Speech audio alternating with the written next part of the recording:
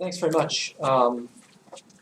And I realize that I'm the last speaker, and so we're looking forward to the discussion and wrapping up. So I'm going to try to be as brief as possible and cut things down. As John mentioned, I teach philosophy here.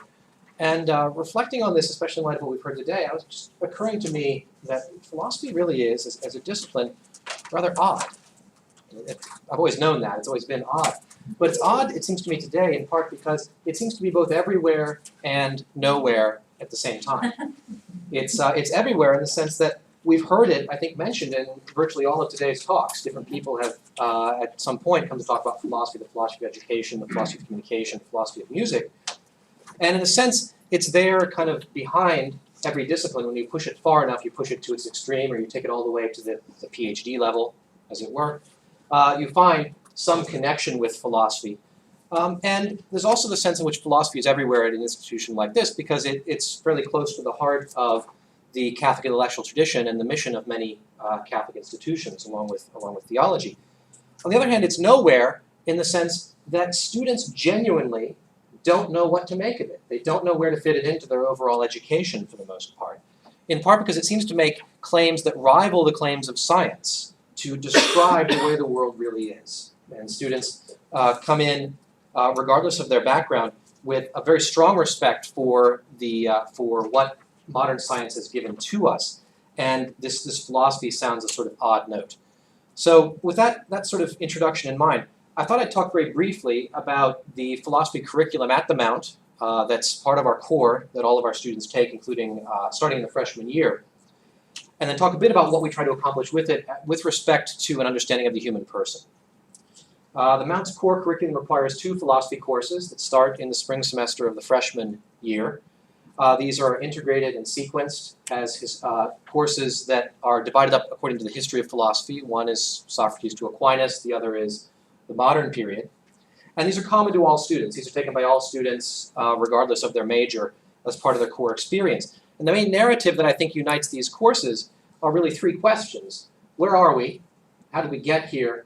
And what can we do now with this understanding of where we are and how we got to be the way we are? So taking a look at just one theme in the course then with those questions would be the theme of the human person. And we would contrast classical views of the human person with modern views, especially views informed by modern empirical science. Prior to the rise of modern science in the 16th and 17th centuries, we thought very differently about human nature. You don't need to read too far in the history of philosophy to realize that Aristotle and others are thinking about what it means to be human in a very different way from what we're accustomed to. The main thing I think that's relevant for this conference is that the transcendent orientation of the human person was built into this classical worldview, such that we realize that human beings are, by their very nature, oriented toward a reality that transcends them, including trying to acquire knowledge or will towards that reality.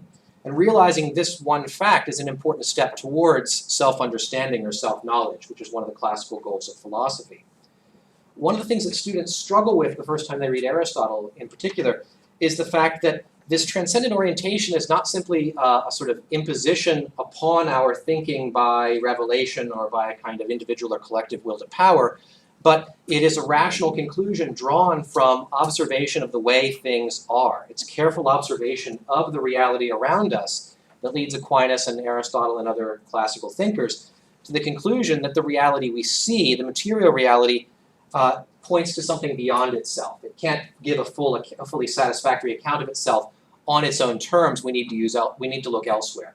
And if any of you have read the 5 Ways or tried to teach the 5 Ways of Aquinas, they all have this same common structure, that some feature of the world that we can observe points towards some unobservable reality that transcends the world.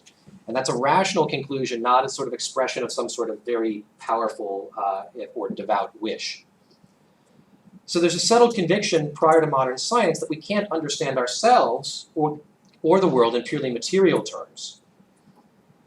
And in the classical philosophy course, we would often cover things, Plato's divided line as cave allegory, which point this attention to the non-material part of ourselves as people who are learning and doing philosophy, and come to the conclusion that we are hybrid beings. I forgot just how Page put it, but this is the same sort of insight, that we have this kind of duality to our nature, I'm reminded also now that Screwtape refers to us as those vile amphibians.